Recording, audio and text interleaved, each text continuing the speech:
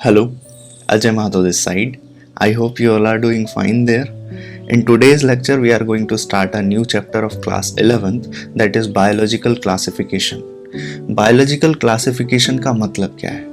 Biological classification एक scientific procedure है organisms को arrange करने का इन हायरार्किकल सीरीज ऑफ सब ग्रुप्स एंड ग्रुप्स। किस बेसिस पर? कुछ सिमिलैरिटीज के बेसिस पर और कुछ डिससिमिलैरिटीज के बेसिस पर।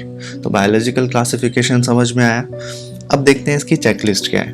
देखो इस चैप्टर में हम लोगों को बेसिकली पढ़ना है सबसे पहले कि कितने टाइप्स ऑफ क्लासिफिकेशन सिस्टम रहे। तो let's first discuss what is the checklist of this chapter. One more thing, take your notebook out and pen with you and start making running notes with me instead of just watching the lecture to get best utilization of this video lecture. Fine. तो first checklist जो हमको पढ़नी है वो क्या है? Type of classification system. Then we will discuss about Monera, Protista, Fungi, right?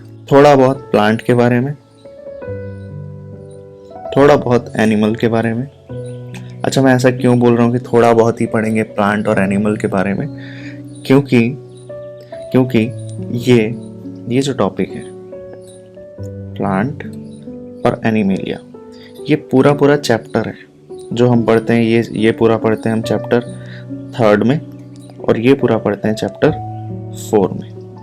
ठीक है, तो यहाँ पर सेकंड चैप्टर में हम थोड़ा ही डिस्कस करेंगे क्योंकि इसके लिए पूरा डेडिकेटेड चैप्टर ही है। Fine. Then we will discuss about various things such as viruses, viroids and lichens. ठीक है, this is all about this chapter. Fine. Monera, Protista, तो मेन कोर जो हमारा सब्जेक्ट रहेगा, मेन जो टॉपिक रहेगा, कोर टॉपिक, वो रहेंगे ये 3: Monera, protista and fungi. Fine. Monera, protista and fungi. Starting with the Aristotle, we explain कि what was the need for this classification, right? सबसे पहला point, what was the need of classification, कि ये जो classification की ये जो कहानी है इसकी शुरुआत हुई क्यों और हुई कैसे? तो ये कहानी शुरू होती है एरिस्टोटल से, क्योंकि इससे पहले भी एंशिएंट टाइम से भी, एंशिएंट वर्ल्ड के टाइम से भी ऑर्गेनिजम्स को हम क्लासिफाई तो करते ही आए हैं. And what is the need of classification? As we know कि without any kind of proper classification there is not possible कि आप किसी एक ग्रुप ऑफ ऑर्गेनिज्म को स्टडी कर पाओ. ठीक है, या फिर अगर मैं बात करूं कि सिर्फ 1 और 2 ऑर्गेनिज्म की अगर स्टडी करनी हो तो वो सफिशिएंट नहीं है एसेंशियल फीचर ऑफ ग्रुप को जानने के लिए. और क्लासिफिकेशन हमको हेल्प करता है ये जानने में जो रिलेशनशिप है among different group of organisms. Right. तो तीसरा रीजन कि जब हम इस क्लास ऑर्गेनिजम्स को क्लासिफाई करते हैं देन वी नो कि भाई यहाँ इवोल्यूशनरी रिलेशनशिप का भी एक स्कोप तो है. हमें पता चलता है कि इवोल्यूशन नाम की चिड़िया भी एग्जिस्ट करती है. मतलब there is a kind of evolution that exist every time, everywhere. Right. As we know कि ह्यूमंस जो हैं वो कहाँ से डेवलप हुए हैं? एप से. तो ये भी कहानी क्या है? ये कहानी है इवोल्यूशन की.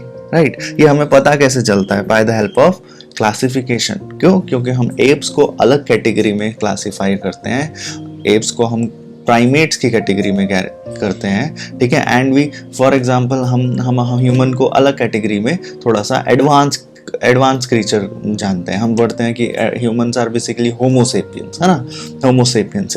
तो हम इवोल्यूशन की जो कहानी पढ़ते हैं, ऑस्ट्रेलोपिथेकस फॉर एग्जांपल, जो शुरुआत के एप्स थे उनको ऑस्ट्रेलोपिथेकस बोलते थे, रामापिथेकस बोलते थे उन एप्स को. वहाँ से जो जर्नी चली है और आज की डेट में हम बोलते हैं कि होमोसेपियंस बन चुके हैं हम. ये जो एक कहानी है ये पॉसिबल नहीं थी विदाउट ये इवोल्यूशन की जो कहानी, ये इवोल्यूशन की जो theory Darwin and all Lamarck वगैरह जो साइंटिस्ट देकर गए. It was not possible without the process of classification. हमने ऑर्गेनिज्म को क्लासिफाई किया, इसी की वजह से आज हम जो भी डाइवर्सिटी पढ़ पाते हैं, स्टडी कर पाते हैं, रिसर्च कर पाते हैं, which is possible.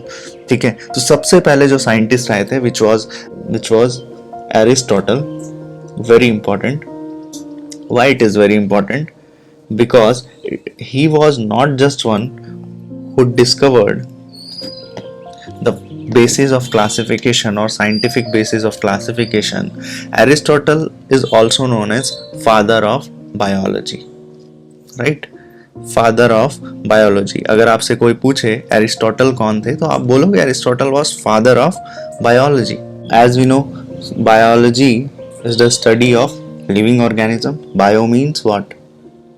Bio means living organisms, and logi word come from logos, which means study. So study of living organisms. These living organisms can be of two types. ठीक है, हम पढ़ते हैं बेसिकली दो ही basis में इसको classify करते हैं उस समय पर, तो प्लांट और एनिमल। प्लांट की स्टडी को क्या बोलते हैं हम? बॉटनी। और एनिमल की स्टडी को क्या बोलते हैं हम? ज़ूलॉजी। तो अगर आपसे कोई पूछे फादर ऑफ बॉटनी कौन थे तो भी आप क्या बोलोगे? Father of botany is also Aristotle.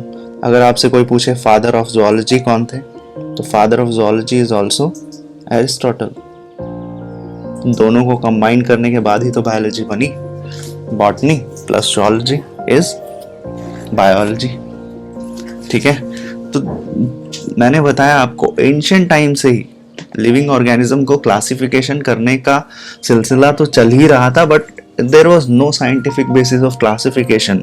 Scientific basis of classification की जो शुरुआत होती है वो शुरुआत होती है एरिस्टोटल से, और उन्होंने प्लांट्स को क्लासिफाई किया। He classified plants into 3 categories. He classified plants into 3 categories. What were the 3 categories? First, जो सबसे ऊंचे उन्हें दिखे उन्होंने बोल दिया ये है ट्रीज। उसके बाद shrubs, और जो सबसे छोटे दिखे वो हर्ब्स। बस एनिमल्स को क्लासिफाई करने के लिए उन्होंने अलग अप्रोच लिया। एनिमल्स को क्लासिफाई करने के लिए उन्होंने बोला कि कुछ ऐसे एनिमल्स हैं जिनके पास रेड ब्लड सेल्स हैं और कुछ ऐसे एनिमल्स हैं जिनके पास रेड ब्लड सेल्स नहीं है। तो he also classified animals into 2 groups which is known as enaima and anaima. ठीक है, which is without RBCs and with RBCs. This is the difference. Fine. अगर आपसे कोई पूछे what was the proper need of this classification, इस classification की जरूरत क्या थी, साइंटिफिक अप्रोच की जरूरत क्या थी, तो फर्स्ट रीजन शुड बी कि studying of 1 or 2 organism is not sufficient to know essential feature of the group. अगर आप सिर्फ और सिर्फ स्टडी ऑफ 1 or 2 ऑर्गेनिज्म, ठीक है, 1 या 2 ऑर्गेनिज्म की हम स्टडी कर लें, it is not enough. This is not enough to know about the whole group. Not enough, ठीक है, not sufficient, not enough to know the essential feature of group. To know the essential feature of the group. Second thing, जैसा मैंने बताया, write it down. It tells about relationship. Relationship कैसा है organisms के बीच में, right? कौन predator है और कौन parasite है, कौन herbivorous है और कौन carnivorous है. This relationship among different type of organisms. ठीक है, ये कैसे पॉसिबल है? With the help of obviously classification. Then evolutionary relationship का पता हमें कैसे चलेगा? By classification, right, by classification, right. तो 3 पॉइंट्स हो गए हमारे पास। This is all about need of classification. Then comes types of classification system. Here a topic arises, types of classification system. Types of classification, first of all types of classification में सबसे पहले हम क्या पढ़ते हैं? Two kingdom classification, right, two kingdom classification.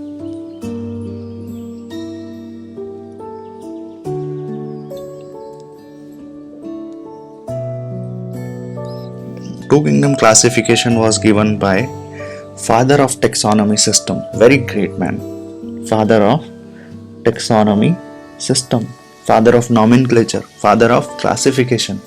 कौन है? Carolus Linnaeus, as we discussed in first chapter. If you have not watched this lecture, then please watch first lesson of this series, class 1, The Living World. The father of taxonomy system, right? Who was the one? Carolus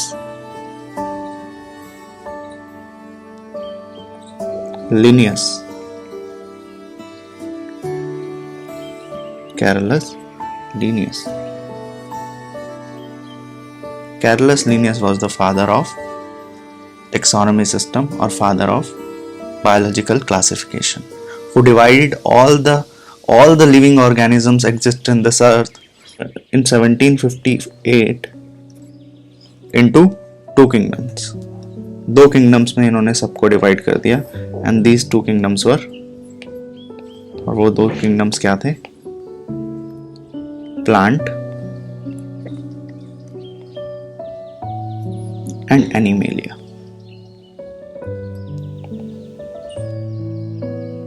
Plant and Animalia, right? Plants में इन्होंने consider किया plant and animalia. Plant में इन्होंने सब किसको किसको consider किया? Algae, fungi, bacteria, bryophyte,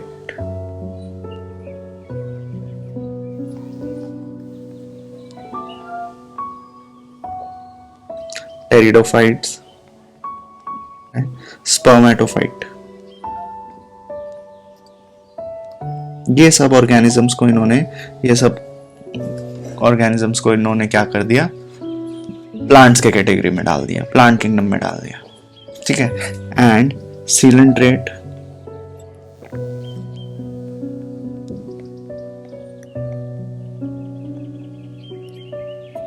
Porifera, platyhelminths,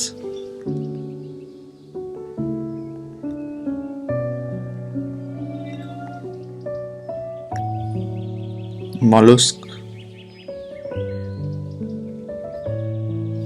nemathelminths,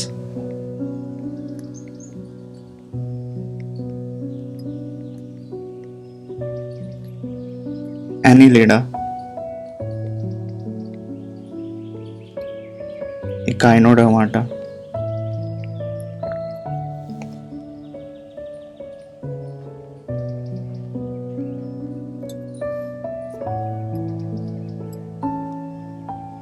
Chordata। ये सब उन्होंने क्लासिफाई कर दिया एनिमेलिया में। क्या क्या फीचर्स देखे उन्होंने कैरोलस लिनियस ने कि किंगडम प्लांटे में डालने के लिए, किसी भी ऑर्गेनिज्म को कंसीडर करने के लिए उन्होंने देखा कि सेल वॉल प्रेजेंट है क्या? तो हाँ, सेल वॉल प्रेजेंट है तो प्लांट में डाल दो। बिग सेंट्रल वैक्यूल है, हाँ ठीक है, बढ़िया है, प्लांट है। एब्जॉर्ब करता है nutrient from outside, inorganic nutrient, हाँ प्लांट है, बढ़िया है। ऑटोट्रॉफिक मोड ऑफ न्यूट्रिशन है, बिल्कुल प्लांट है, ठीक है। रिजर्व, अच्छा कोई मूवमेंट नहीं कर रहा है, प्लांट तो है ही है, ठीक है। और कोई एक्सक्रीटरी ऑर्गन नहीं है, नर्वस सिस्टम नहीं है, सेंस ऑर्गन नहीं है और मस्कुलर सिस्टम नहीं है, ये सब देखा उन्होंने। तो this was the basis of classification bye Carlos Linnaeus. Animals में किसको किसको ऐड किया? जिनके पास सेल वॉल नहीं है, जिनका सेंट्रल वैक्यूल प्रेजेंट नहीं है, जो heterotrophic mode of nutrition adapt करते हैं, जिनका reserve food of mode starch ना होकर ग्लाइकोजन है, जिनका स्टार्च है उनको प्लांट की कैटेगरी में डाल दिया, जिनका ग्लाइकोजन है उनको एनिमेलिया में डाल दिया। तो बहुत बेसिक क्लासिफिकेशन था इनका। जिनके पास एक्सक्रीटरी ऑर्गन्स नहीं प्रेजेंट है उनको प्लांट में ऐड कर दिया, जिनके पास एक्सक्रीटरी ऑर्गन, नर्वस सिस्टम और सेंस ऑर्गन प्रेजेंट है उनको एनिमेलिया में डाल दिया। जो लोकोमोशन कर रहे हैं वो एनिमल है, जो नहीं कर रहे हैं वो प्लांट है। देख रहे हो कितना सिंपल है। जिनके पास मस्कुलर सिस्टम एब्सेंट है वो क्या है? प्लांट है। जिनके पास मस्कुलर सिस्टम प्रेजेंट है वो क्या है? एनिमल है, ठीक है। जो स्लो रिस्पॉन्स करते हैं टू एक्सटर्नल स्टिमुलाई, बाहर से होने वाली कोई भी गतिविधि के प्रतिरूप में अगर कोई किसी भी तरह का बहुत स्लो मोड ऑफ रिस्पॉन्स देता है तो आप क्या बोलोगे? प्लांट है। बहुत क्विक रिस्पॉन्स देता है तो क्या बोलोगे? एनिमल है, राइट। लेकिन इसकी खास बात के अलावा इसकी कई कमियां भी तो रही। कमियां क्या रही? इन्होंने कोई डिस्टिंग्विश नहीं किया बिटवीन प्रोकैरियोट और यूकैरियोट ऑर्गेनिज्म। भाई प्रोकैरियोटिक सेल भी तो होते हैं, यूकैरियोटिक सेल भी तो होते हैं, आपने कुछ नहीं बताया, right. And he didn't tell about viruses, ठीक है। Viruses have no protoplasm, viruses have metabolic machinery of their own. तो all of these can not be kept in single group. आप प्रोकैरियोट और यूकैरियोट और वायरस सबको एक group में तो नहीं डाल सकते। ऐसे ऑर्गेनिज्म जो हेट्रोट्रॉफिक हैं और ऐसे ऑर्गेनिज्म जो ऑटोट्रॉफिक है, दोनों को आप एक ग्रुप में तो नहीं डाल सकते, ठीक है। ऐसे ऑर्गेनिज्म जो बहुत हायर हैं, मान लो मैमल्स को आप क्या बोलते हैं, रेप्टाइल्स के साथ में तो नहीं डाल सकते, है ना। तो उन्होंने यही किया, ठीक है। तो सिस्टम, इनका जो सिस्टम था वो मल्टी सेलुलर और यूनिसेलुलर ऑर्गेनिज्म के बारे में था ही नहीं, तो इन्होंने कोई डिस्टिंक्शन नहीं किया मल्टी सेलुलर ऑर्गेनिज्म और यूनिसेलुलर ऑर्गेनिज्म में। मल्टी सेलुलर ऑर्गेनिज्म को भी एक ही ग्रुप में डाल दिया इन्होंने और यूनिसेलुलर ऑर्गेनिज्म को भी एक ही ग्रुप में डाल दिया, फॉर एग्जाम्पल क्लैमिडोमोनास और स्पायरोगायरा, है ना। यूनिसेलुलर ऑर्गेनिज्म को, जैसे कि यूनिसेलुलर ऑर्गेनिज्म एल्गी, जैसे कि डायटम, यूग्लेनॉइड, डायनोफ्लैजेलेट और प्रोटोजोआन, ये एक जैसे दिखते थे, बट इनका किंगडम तो अलग है, ठीक है। इनका किंगडम तो अलग है, ठीक है। डायटम्स, यूग्लेनॉइड, डाइफ्लैजिनेट्स और प्रोटोजोआन एक दूसरे से काफ़ी रिजेंबल करते हैं, बट इनका किंगडम अलग है, इनको अलग रहना चाहिए। बट जो कैरलस लिनियस है उन्होंने सबको एक जगह डाल दिया। तो first form organism that is bacteria for neither plant nor animal. जो बैक्टीरिया है आप किस कैटेगरी में डालोगे? उसको प्लांट में डालोगे कि एनिमल?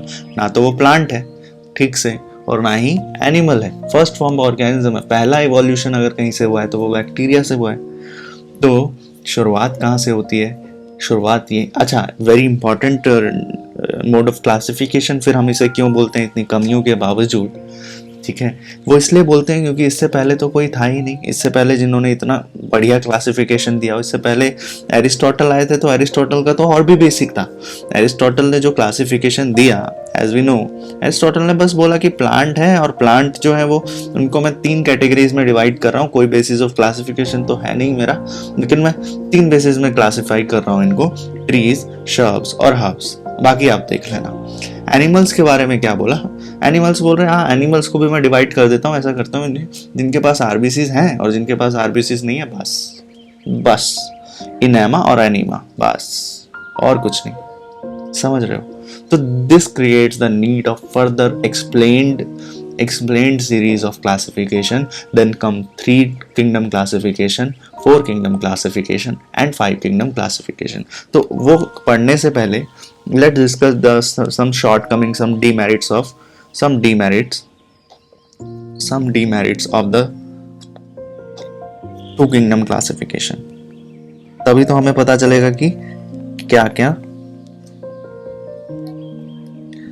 एडवांसमेंट होनी चाहिए, राइट। 2 kingdom classification.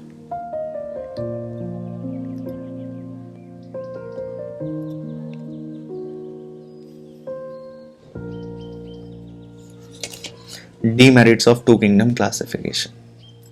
पहली बात, बैक्टीरिया ना ही कोई प्लांट कैटेगरी में आ सकता है,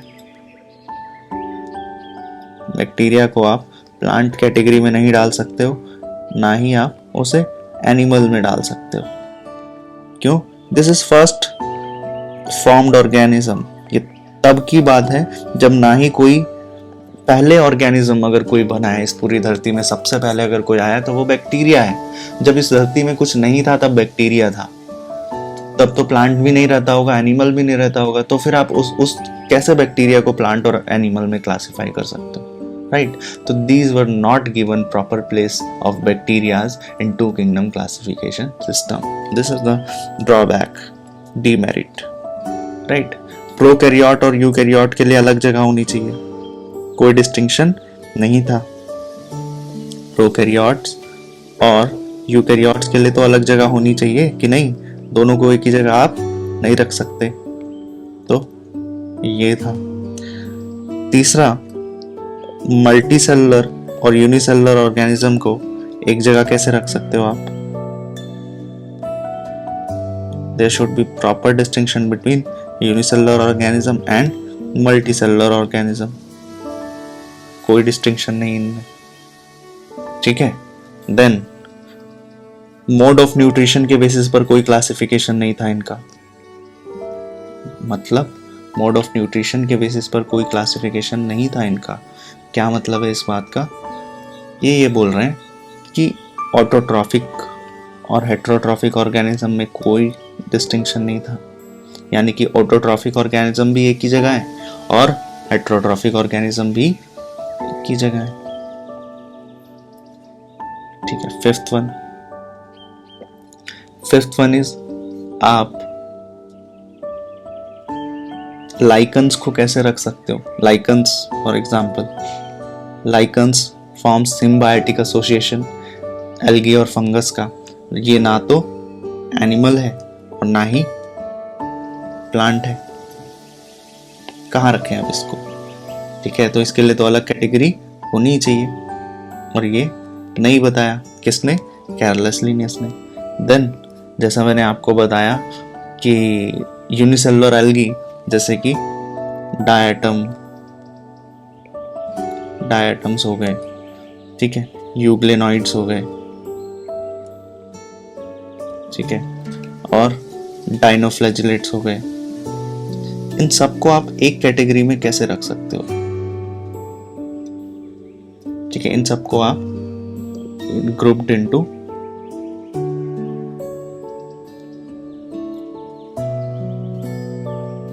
one category, which was wrong.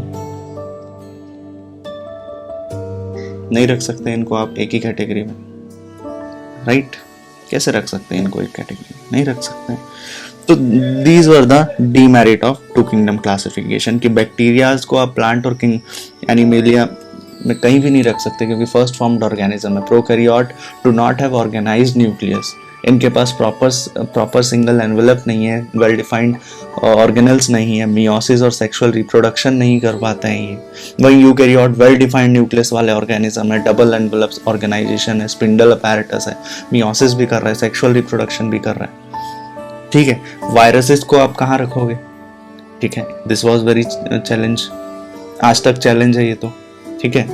Mode of nutrition के बेसिस पर कोई क्लासिफिकेशन नहीं, ठीक है. Multi cellular unicellular organisms, okay.